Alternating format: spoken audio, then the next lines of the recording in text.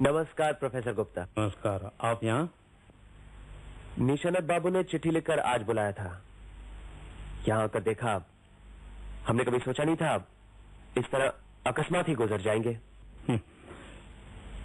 अरे ये blood pressure के मरीज ऐसे ही मरते हैं। निशानत बहुत जिद्दी था, किसी की नहीं सुनता था। मैंने भी कितनी बार कहा कि हाँ, आपके साथ तो उनके अच्छे संबंध थे, लेकिन उसकी जिद की वजह से कभी कभी तू में हो जाया करती थी। हाँ, वो तो हमने सुना। उस दिन हमारे सामने आपने कहा कि कर दो भाड़ाफोड़। ऐसा लगा जैसे आप उनकी जिंदगी का कोई गुप्त रहस्य जानते हैं। गुप्त रहस्य? नहीं, ऐसी कोई बात नहीं थी। वो तो यूं ही गुस्से में कभी कभार अनाप शनाप बकतिया करता था मैं। वो तो मेरा स्वभाव ही ऐसा है। अच्छा, आपसे एक बात पूछूं? आपकी लड़की मुकुल के साथ विजय का कुछ क्या मतलब कोई संबंध? या मुकुल किसी से कोई भी संबंध रखने वाले लड़कियों में नहीं है, समझे आप? हम जब यहाँ आए थे तो मैंने ही विजय के साथ मुकुल की शादी की बातचीत की थी। विजय राजी भी हो गया था, लेकिन बाद में उलट गया। विजय का चाल चलन क्या ठीक नहीं है? बस यूं ही समझ दीजिए, भली लड़की को छोड़कर कोल्टा के आगे पीछे दौड़ना क्या अच्छे चाल चलन के लक्षण है? मुकुल अब कैसी है? जैसी थी वैसी ही है। पढ़िए चुपचाप, देखेंगे एक बार। चलिए देखते हैं। मुकुल और विजय की संबंध की बात क्या है, कुछ समझ में नहीं आई। जब प्रोफेसर यहाँ नए नए आए ना, तब मुकुल और विजय में काफी दोस्ती हो गई थी। शादी के बाद भी पक्की हो गई थी। फिर ये लक्ष्मी आई। विजय लक्ष्मी पर लट्टू हो गया, मुकुल से शादी तोड़ दी। निशानात बाबू जरूर इस शादी के खिलाफ थे। अच्छा, निशानात बाबू की मौत स्वाभाविक नहीं है, तुम्हें पूरा यकीन है? पूरा 100%। उनके ब्लड प्रेशर ने उन्हें पहाड़ी के किनारे ला खड़ा किया और किसी ने जोर से पीछे से धक्का दे दिया।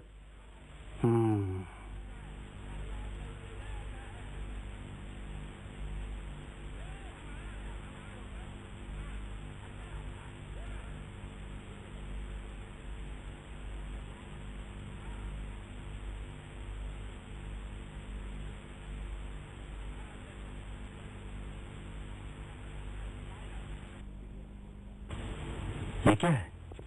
चिड़िया का घोंसला। वो देखिए ऊपर पंखे पर बाकी का टुकड़ा भी है।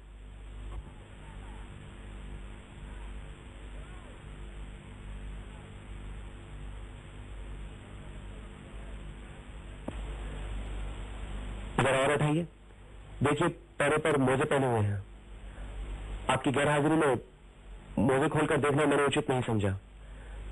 जरा देख लीजिए, पैरों तले दाग तो नहीं है?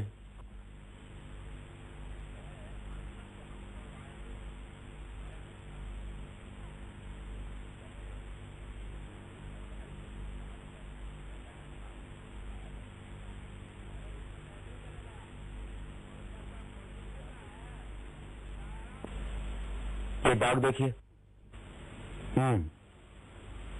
किसी चीज से बांधने के दाग नजर आते हैं, लेकिन इससे क्या पता चलता है? कम से कम इतना तो पता चलता है कि निशानत बाबू ने मरने से पहले ये मोजे खुद नहीं पहने, ये पहनाए गए हैं। लेकिन क्यों? जब तक पोस्टमार्टम नहीं होता कुछ पक्का कहा नहीं जा सकता। खास तौर पर आप डॉक्टर से पूछ लीजिएगा कि कहीं शरीर पर कोई हाइपोडर्मिक सिरिंज के निशान तो नहीं है। ठीक है, मैं लाश को पोस्टमार्टम के लिए भिजवाता हूं। इसकी रिपोर्ट कल दोपहर तक मिल जानी चाहिए। आप कल एक बार पुलिस स्टेशन आ जाएंगे? जरूर। चलिए। रिपोर्ट साफ है, शक की कोई गुंजाइश ही नहीं। खून में किसी तरह का जहर या दवाई का निशान नहीं है। निशानात ब्रेन हेमरेज की वजह से मरे हैं। हाइपोडर्मिक सिरिंज के कोई निशान नहीं मिले।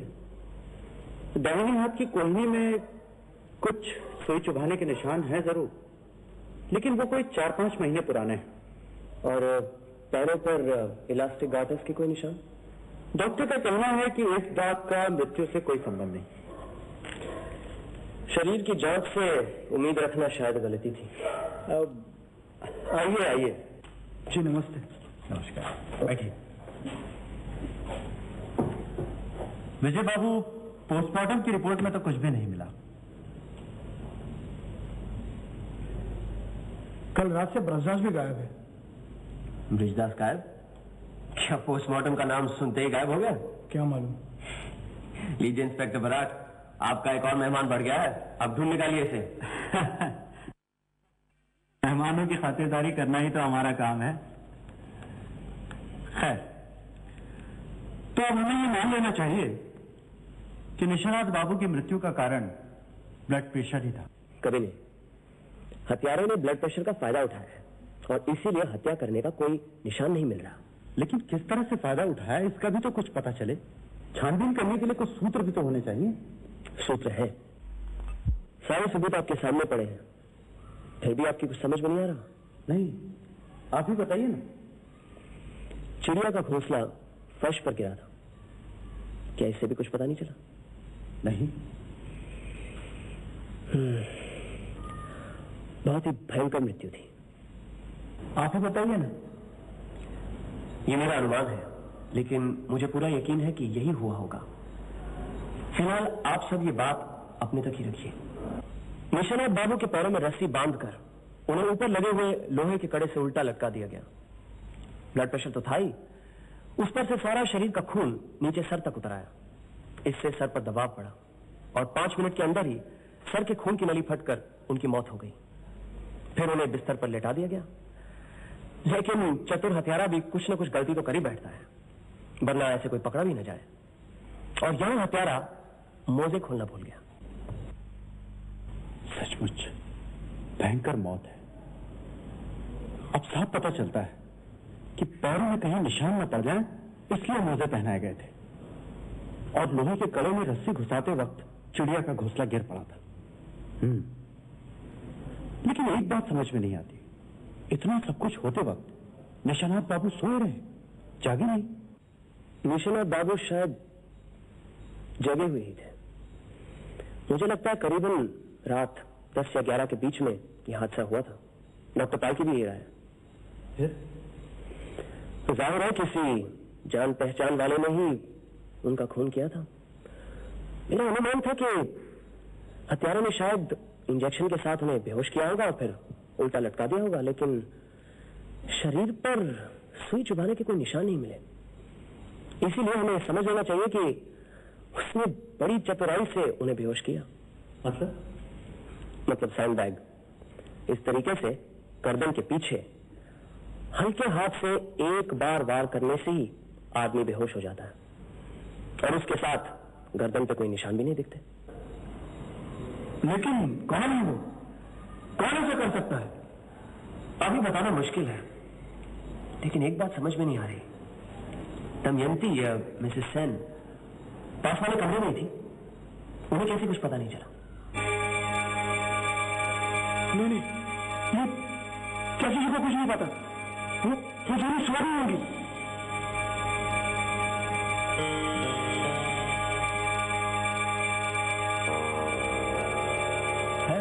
जो भी हो, वक्त आने पर सब पता चल जाएगा। फिलहाल एक बात बताइए, निशानाथ बाबू का वारिस कौन है? मैं और चाची जी बराबर हिस्से में। ये नोट कर लीजिए। एक बात और, क्या मोटर के टुकड़ों के साथ निशानाथ बाबू की मौत का कोई संबंध है? हो भी सकता है, नहीं भी। आज मैं लाल सिंह के बारे में पूछने गया था। कौन लाल सिंह? निशानाथ बाबू किसी समय सेशन जज थे। तब उन्होंने लाल सिंह नाम के एक मोटर गैराज वाले को खून के मामले में फांसी की सजा दिलवाई थी। उसने कोर्ट में जूता लेकर उनकी तरफ फेंका था। अपील से उसको आजन्म कारावास हुआ। फिर पता चला कि 2 साल पहले उसकी जेल में ही मौत हो गई थी।